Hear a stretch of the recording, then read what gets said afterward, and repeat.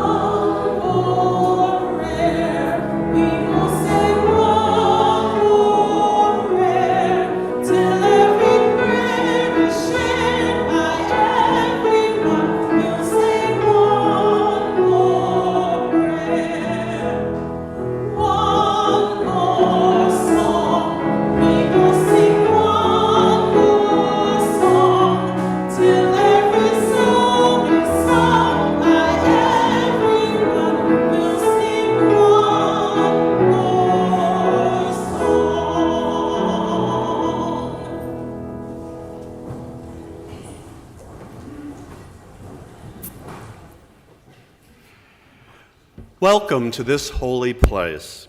We are Unitarian Universalists. In this holy place, we strive to widen love's circle. We hold dear 7 values. They do not tell us what we should believe. They tell us how we should be. Our value of pluralism celebrates that we are all sacred beings, diverse in culture, experience, and theology. I was reminded of this value when I heard these words from Pope Francis' final Easter message. On this day, I would like all of us to hope anew and to revive our trust in others, including those who are different than ourselves, or who come from distant lands, bringing unfamiliar customs, ways of life, and ideas. For all of us are children of God. Welcome to this holy place. You are a sacred being, and you are loved. Come, let us worship together.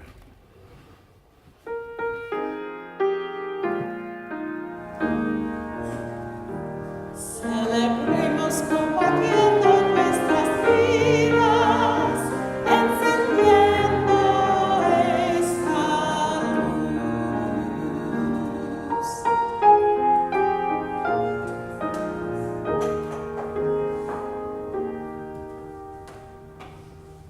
Please join me in reciting the Congregational Covenant with the words set forth in your order of service. Love is the spirit of our congregation. Service is our prayer, to dwell together in peace, to seek truth in love, and to encourage one another. Thus do we covenant.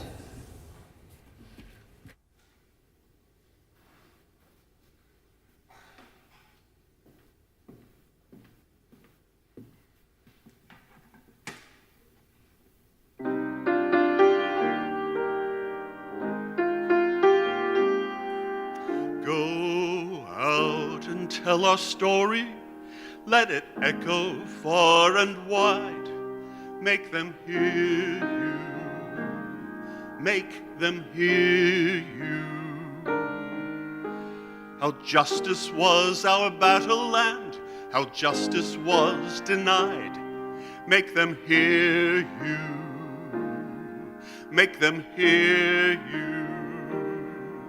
And say to those who blame us for the way we chose to fight, that sometimes there are battles that are more than black or white. And I would not put down my sword when justice was my right. Make them hear you. Make them hear you.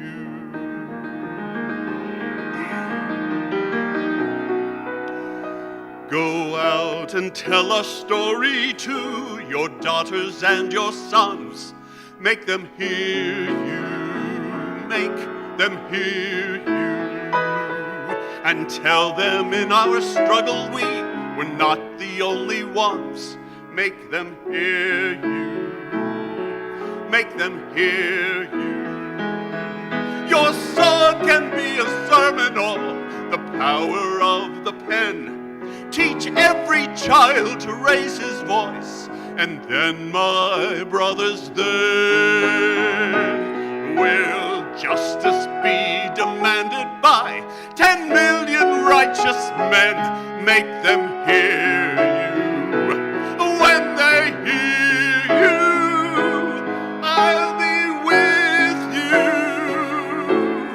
again.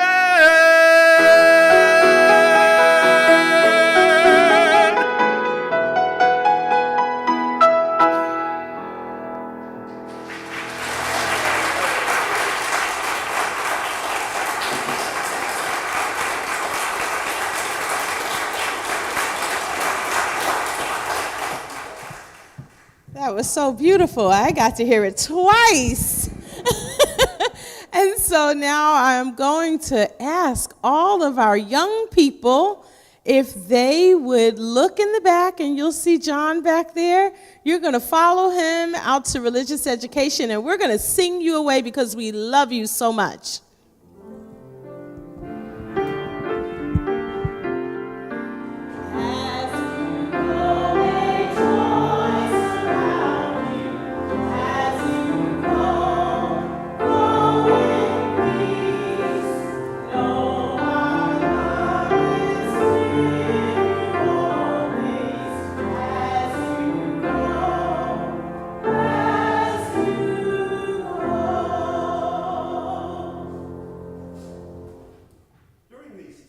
We've come to realize we must listen intentionally and in prescribed doses. It would be easy to become overwhelmed by clamor of the news cycle and the cacophony of social media. And so we welcome a time to quietly breathe together in community and enjoy the silence. With intention and care, we carve out this time to enter into a time of stillness, a time that may bring us a new peace and understanding. This is a time that some call meditation and others name prayer. God of many names and mystery beyond all our naming, today we give thanks for the blessings of summer and the blessings of meaningful work. Our hearts go out to those who are willing to do the hard work others reject and work for less than others will accept, and who are now fearing for their lives and livelihoods, their homes and their families. Our hearts go out to those who work for less than their efforts are worth, the underemployed, and those who are the victims of wage theft, by whose poverty the wealthy are further enriched. Our hearts go out to those who steadfastly work at unfulfilling jobs and have set aside their dreams in order to provide for those they love. Our hearts go out to those recently working at fulfilling and important jobs who are now unemployed due to short-sighted and selfish people in power. Our thanks go to those who work at home, care for the children, and provide support so that others in the family might provide a paycheck. We give thanks for work that fulfills and inspires and provides days full of worth and usefulness. We give thanks for the threshold of a new summer, full of potential and promise. We give thanks for the green of the leaves and the warmth of the sun. May we remember these when burdened with life's disappointments. We pray in the names of all those known and unknown, present and absent, remembered and forgotten. We pray in the names of all helpers of humankind. Amen. We pause now together to lift up that which sits heavy and light on our hearts. Carlos de Cancio, brother of Susana de Cancio, is nearing end of life. Please keep the devastated family in your prayers. The memorial service for Marilyn King, beloved member of the congregation and string band, will be here on Saturday, May 3rd at 11 a.m. in the sanctuary. In the book, which we place in the foyer so that you may record your joys and concerns, we have written, "Thanks to Pope Francis, who made this a better world for everyone. Prayers for the conclave to choose someone to continue to better the world." And we have a note here, "Thankful for all the good wishes and prayers as I regain my health. I have missed my friends here." And that's from Patty Ryan, and we're ecstatic to see you here this morning.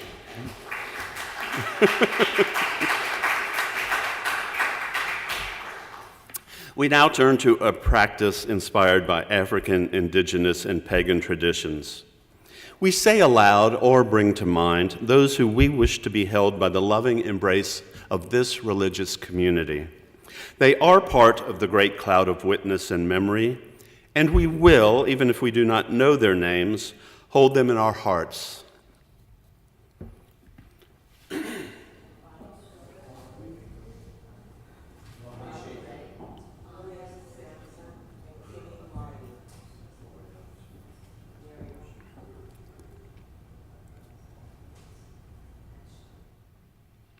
In this great cloud of witness and memory, amid this beloved community, we hear these names and hold them in our hearts. Let us remember the suffering and joy amid and among our community that we do not know. We now enter into a time of stillness. Powerful action may come from sitting still. In the words of the poet Rumi, "When I run after what I think I want, my days are a furnace of distress and anxiety. If I sit in my own place of patience, what I need flows to me without pain." In the spirit of love, hope, and compassion, we invite that radiance and enter into a time of silent prayer, meditation, and transformation.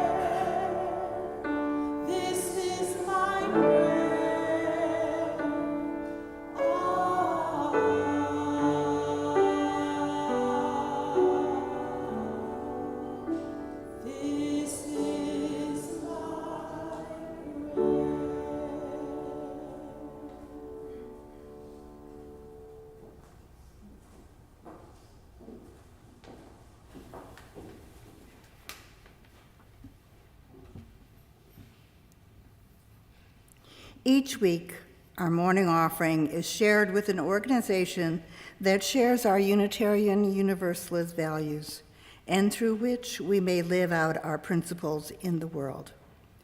This week, we're again donating to a Forgotten Third, but it's a special Eagle project that you would really love to fund.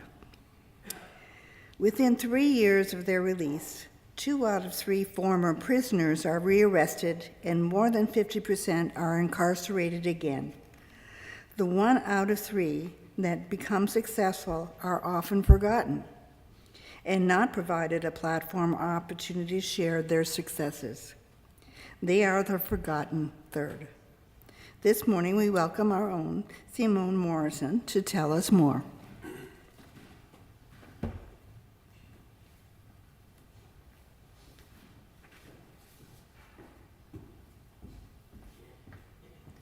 Good morning, everyone. My name is Simone Morrison, and I'm excited to share about my Eagle Scout project and the cause that inspired it. For my Eagle project, I'm building a podcast table for the Forgotten Third. Carlton Harris founded the organization here in Houston in 2021 to provide underserved communities support and service geared to reducing recidivism, crime, violence, and economic disparities. Many of you may be familiar with them, since Carlton and many of the young men in the program have visited our church before for gun violence prevention events, and to speak during the shared offering last summer. When I complete my Eagle project, the young men involved in the program will be able to begin their new podcast called Where's the Justice? Focused on reducing gun violence by discussing solutions to everyday problems they encounter. I truly believe in the significance of their efforts, and I hope that through this project, we can help them reach even more people. Today, the offerings we collect will go towards funding the sound system for their podcast setup, which will include microphones, headphones, and a sound console. This will ensure quality broadcast and give them the tools they need to make an even bigger impact. I am incredibly grateful for the opportunity to come here today and share this project with all of you. Your support and generosity means the world to me and the Forgotten Third. Thank you so much.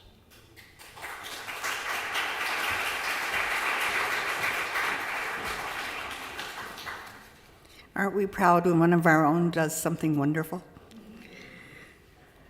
Those in our sanctuary will find the instructions for text giving in the order of service and next to the name of the shared offering recipient. And those watching on live stream will see the instructions on your screen. Our regular Sunday morning offering collection invites us to weave a tapestry of love and action. We ask you to give generously. The offering will now be gratefully received.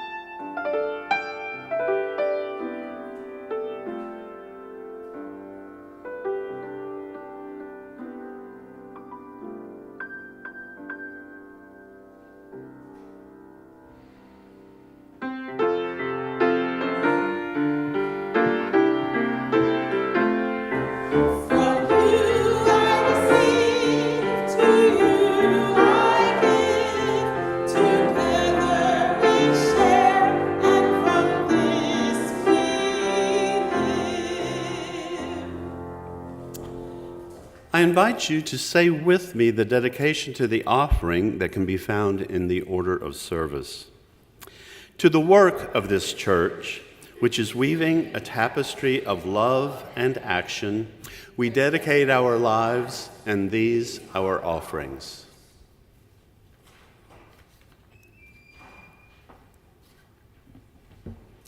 Our first reading is an excerpt from Work, an essay found in David White's book, Consolations, the Solace, Nourishment, and Underlying Meaning.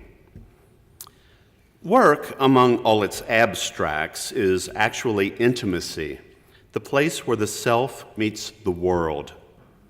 Work is intimacy and discovery, even through the boredom, even through the imprisoning necessities of toiling for another, even through the traumas of rejection and dissatisfaction, even through being badly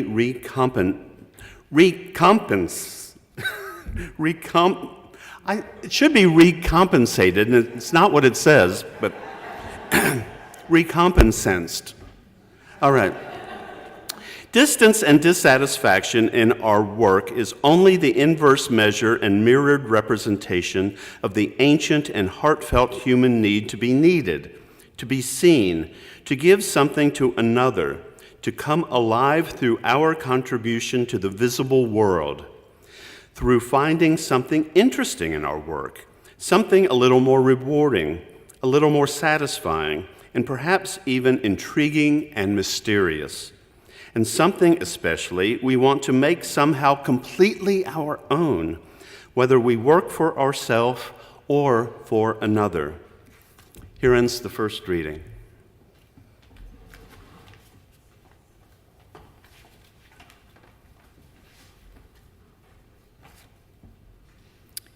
Morning Poem from Dreamworks by Mary Oliver. Every morning the world is created. Under the orange sticks of the sun, the heaped ashes of the night turn into leaves again and fasten themselves to the high branches. And the palms appear like black cloth on which are painted islands of summer lilies. If it is your nature to be happy, you will swim away among the soft trails for hours, your imagination alighting everywhere. And if your spirit carries within it the thorn that is heavier than lead, if it's all you can do to keep on trudging, there is still somewhere deep within you a beast shouting that the earth is exactly what it wanted. Each pond with its blazing lilies is a prayer heard and answered lavishly every morning. Whether or not you have ever dared to be happy, whether or not you have ever dared to pray. So ends the second reading.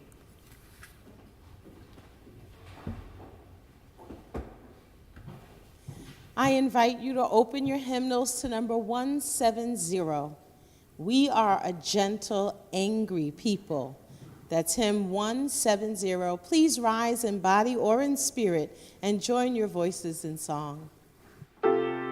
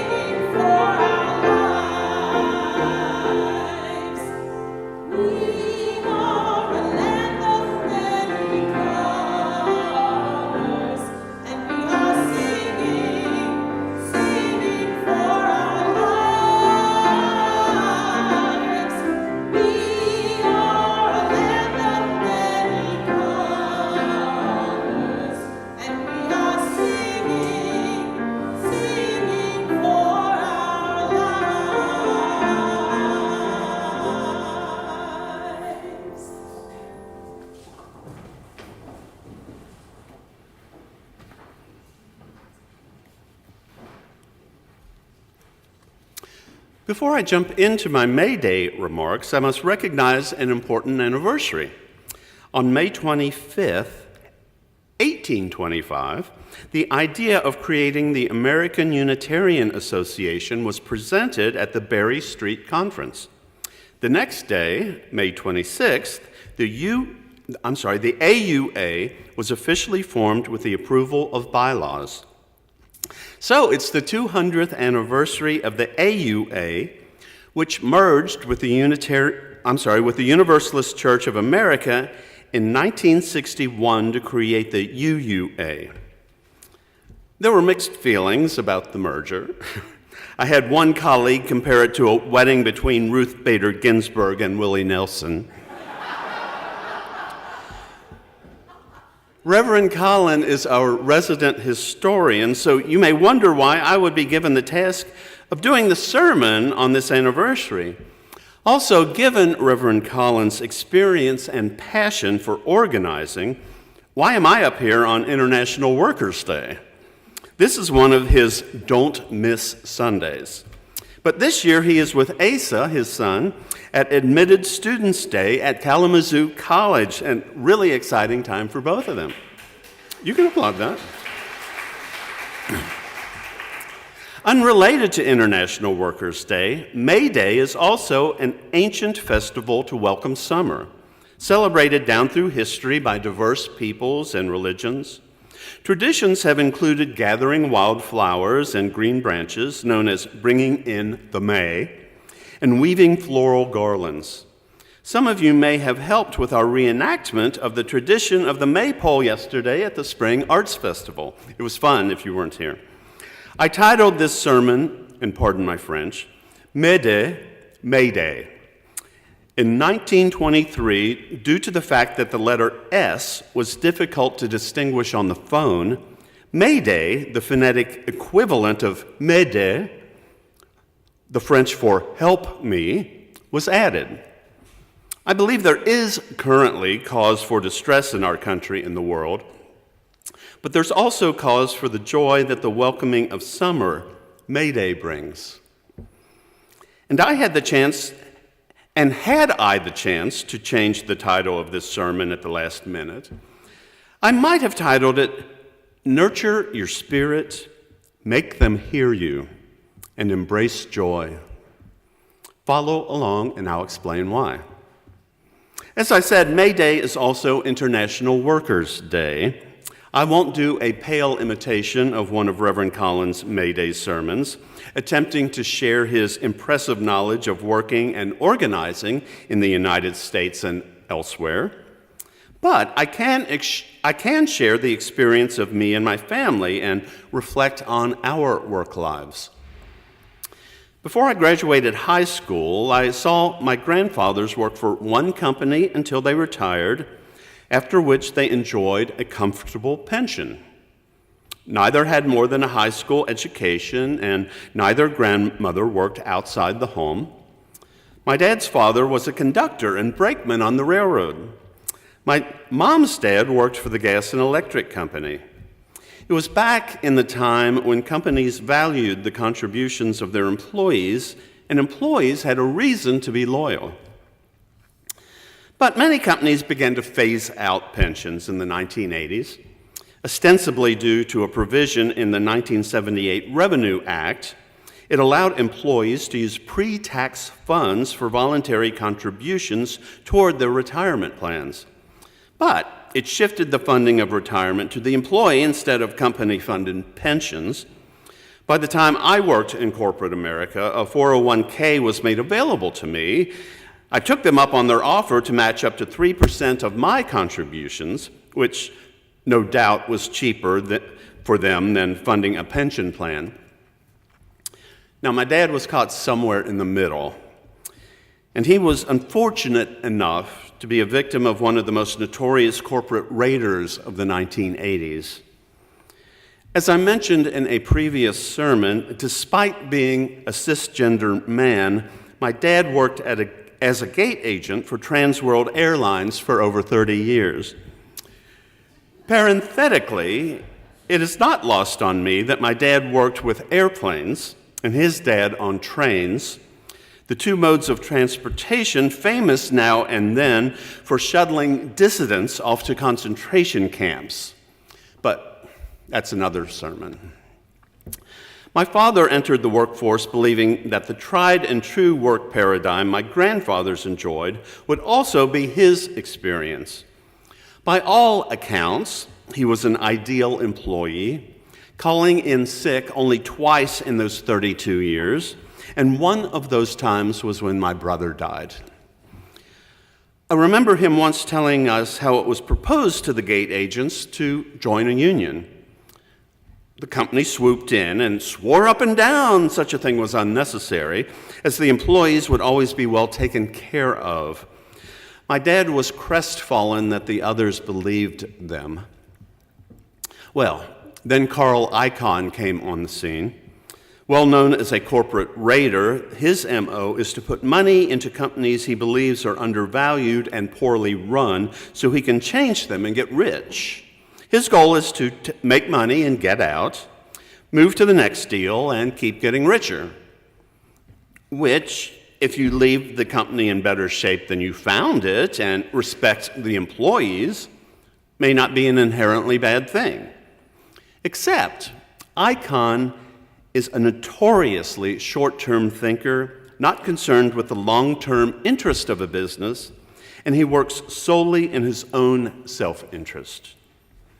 According to airline blogger Brett Snyder, Icahn would go on to squeeze everything he could from the airline in order to make money for himself. He moved the headquarters, sold the prized London routes, stripped other assets, and left the airline in an even weaker position than when he found it. In 1992, TWA went bankrupt. During bankruptcy, it came out that Icahn's TWA had underfunded the airline's pensions by more than $1 billion. The Pension Benefit Guarantee Corporation threatened to sue him, but instead they settled. Icahn agreed to lend the airline $200 million and contribute millions to the pension fund. He also agreed to resign. Doing a bit of forensic accounting, my sister ascertained that my dad's pension had apparently been turned into an annuity, and he received less than a quarter of what he should have each month for years, and wasn't a lot to begin with.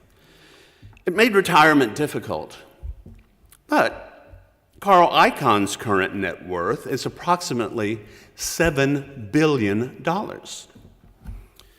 In the book of Genesis in the Hebrew Bible, Jacob was in love with Rachel, and her father, Laban, made him work for 7 years to receive her hand.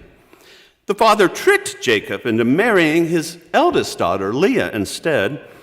I think it involved veils in the dark of night or something.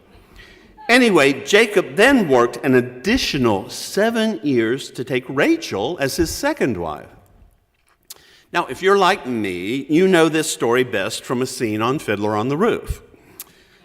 Perchik, the Marxist revolutionary, teaches Tevia's daughters that the moral of this particular Bible story is to never trust an employer. Now, why I might not paint with such a broad brush, nor use the word never, my father's experience certainly made me cynical about how corporations treat employees. And while Icahn got concessions from the other unions, I believe my father would have been in a better situation had they joined one. Most of my pre-ministerial work was for a family-owned company that had a healthy employee stock ownership plan, or an ESOP. I entered the workforce out of college long before I saw what happened to my dad. I arrived with an overabundance of naivete, having been weaned on Disney movies where the industrious, good-hearted person would be rewarded for their efforts. I quickly learned that companies are more than happy to let employees work for as little as they can get by with. Being a family-owned company, I saw firsthand how ridiculous the anti-DEI claim that we should get back to merit-based hiring and promotions is. People have never been hired solely on who is best for the job. Those who cast movies are often tasked with finding the biggest box office draw who could conceivably play the role, which is why we didn't have Barbara Cook in the movie The Music Man or Carol Channing in Hello, Dolly. Now, while I would never question the immense talents of either Shirley Jones or Barbra Streisand, my point is that there are always other considerations when casting or hiring or promoting. Similarly, the family members who ascended the corporate ladder via an elevator at my company were talented, hardworking people. But so were a lot of other people who did not ascend at that rate and often worked for many years hoping to be noticed and rewarded with a promotion. There are always other considerations when casting or hiring or promoting. DEI was put there to make sure qualified people are considered for jobs. The current presidential cabinet is a perfect example of why they don't want qualified women or people of color standing in the way of unqualified straight white men. In my experience, there has been very little hiring based exclusively on merit. My work experience also showed me that companies will give a responsibility to the person making the least amount of money who won't mess it up. At Parkland, unlike many hospitals, the chaplains would handle morgue duty, which means releasing the bodies to the funeral homes when they came to pick them up. You can easily imagine why you wouldn't want mistakes doing this. No one wants a call from a funeral home saying they have the wrong body. The people making the least amount of money who could be trusted doing this were the chaplains. I noticed a similar technique at my first job. I waited tables at Frisch's Big Boy, the Cincinnati counterpart to Shoney's. We worked for what I remember as half of minimum wage since we were tipped employees. Back then, especially, it was an embarrassingly small amount of money. The wait staff was assigned what was called side work, which we were to do while not tending to diners. I realized later, after learning how things work at other restaurants, that these were things that a prep cook should be doing, someone back in the kitchen. But why pay someone minimum wage to cut up ham and cheese and clean strawberries when you can get someone making half of minimum wage to do that? This is the part where I point out that the minimum wage of $7.25 in the United States has not increased since 2009. According to an investment and banking website, a full-time worker earning minimum wage would make just over $15,000 annually, which is right about the poverty level in the United States. To simply keep up with inflation, that annual wage would need to reach about $21,870. And I don't even have time to go into the common practice of wage theft by employers. I was surprised to learn recently that not only have politicians not advocated for raising the minimum wage, they are repealing efforts to do so demanded by their constituents. In recent years, voters in Michigan, Missouri, and Nebraska overwhelmingly voted for higher state minimum wages and guaranteed paid sick leave. Despite the strong show of support at the polls, politicians are attempting to water down or even roll back the measures their constituents approved. In November, 58% of Missouri voters approved Proposition A, which raises the state minimum wage to $15 by 2026 and requires employers to provide paid sick leave. When gathering signatures to put the proposition on the ballot, many voters were surprised that the minimum wage was not already $15 and paid sick leave was not already a guarantee. In March, the Missouri House passed legislation repealing the paid sick leave measure and undoing the state's decades-long practice of regularly updating the minimum wage to keep up with inflation. Republican State Representative Mitch Boggs said, "Well, of course people voted for it. It would be like asking your teenager if he wanted a checkbook. They're going to vote for it every time."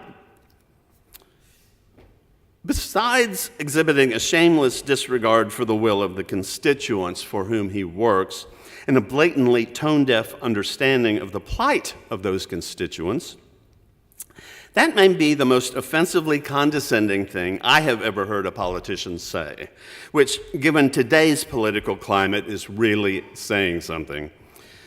But, sadly, some people will continue to vote for such people instead of woke candidates who might actually work on their behalf. Now, I suppose I'm starting to sound a bit cynical. I'm both afraid and sad. It's easy to fall into cynicism these days. It's been said that preachers preach what they themselves need to hear, which is why, even after recognizing the mounting problems in the workplace and in the world, and bracing myself to not become numb to the chaos, I must remind myself to find not only hope, but joy. There's a quote that originated during the AIDS crisis, another time when many found it difficult to remind themselves of hope. Bury your friends in the morning, protest in the afternoon, and dance all night.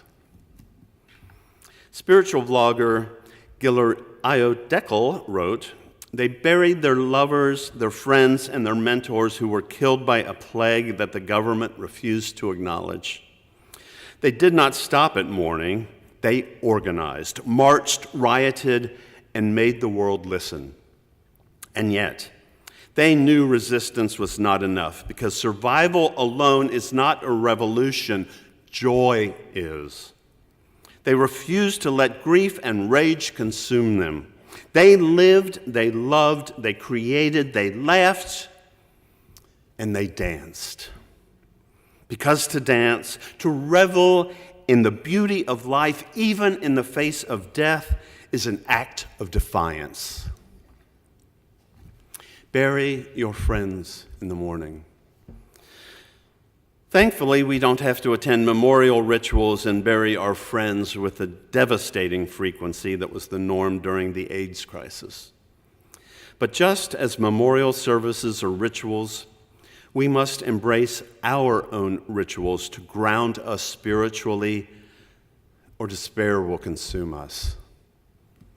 Meditate, pray, do yoga, read poetry. Whatever nurtures your spirit, whatever your spiritual practice is, you need it now more than ever. Protest in the afternoon. Carrying signs while wearing a yellow shirt outside City Hall is only one of many ways we can protest. Your sword can be a sermon or the power of the pen. Call and write your representatives. Contact the TV station when they present slanted news and air-gushing celebrity interviews instead of reporting on the atrocities our elected and unelected leaders are committing. According to a respected journalist I spoke with recently, those with conservative views contact the station far more often than others do. We can even that out. However you choose to protest, we need it now more than ever. Make them hear you. Make them hear you. And dance all night. Because to dance, to revel in the beauty of life, even in the face of death, is an act of defiance. Joy can be a revolutionary act in the face of despair. I would suggest to you that May Day is our reminder of hope and our reason for joy. On the coldest and gloomiest of winter's evenings, when all seems gray and devoid of life, we know spring will return. And spring keeps its promise of renewal. Even if we won't be here to see it, we know it's going to happen. May Day celebrates the victory of the summer against winter, as the victory of life against death. Just yesterday, I noticed my bougainvillea that I had almost given up on starting to sprout green vines growing up towards the sun. Embrace joy. Sing like no one is listening. Love like you've never been hurt. Dance like no one is watching. And live like it is heaven on earth. However it is that you express joy, we need it now more than ever.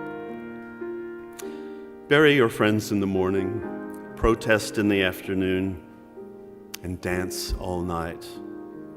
Nurture your spirit, make them hear you, and embrace joy. Amen.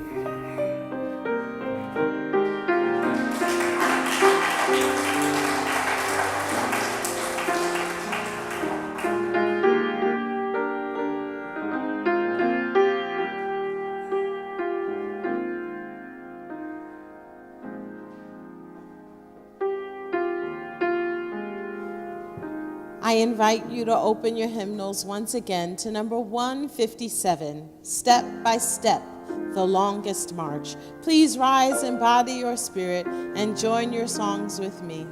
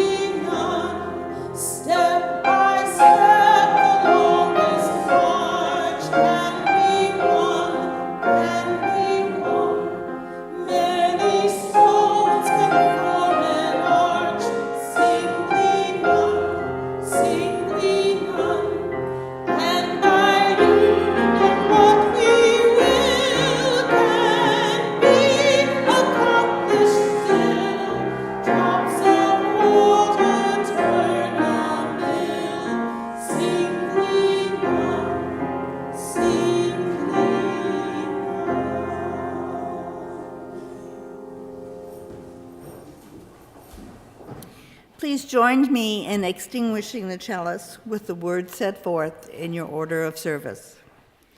We extinguish this flame, but not the light of truth, the warmth of community, or the fire of commitment. These we carry in our hearts until we are together again.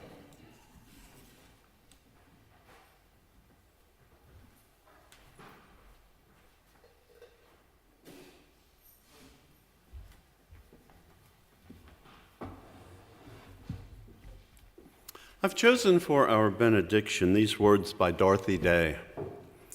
What we would like to do is change the world, make it a little simpler for people to feed, clothe, and shelter themselves.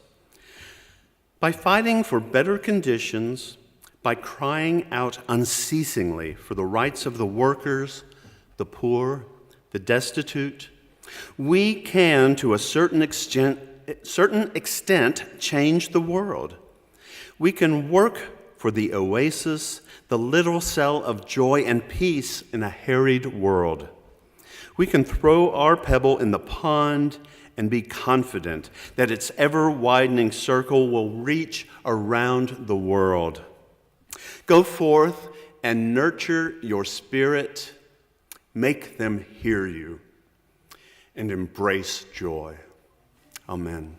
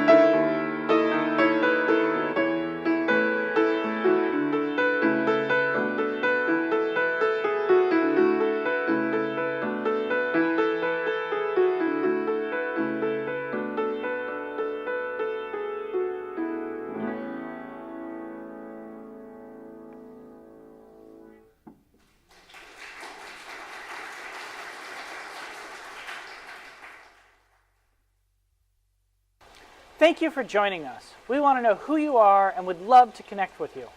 Please fill out the link to the online attendance form, and if you are on YouTube, click like and subscribe. If you're interested in joining our congregation, email us at membership@firstuuhouston.org. Thanks so much.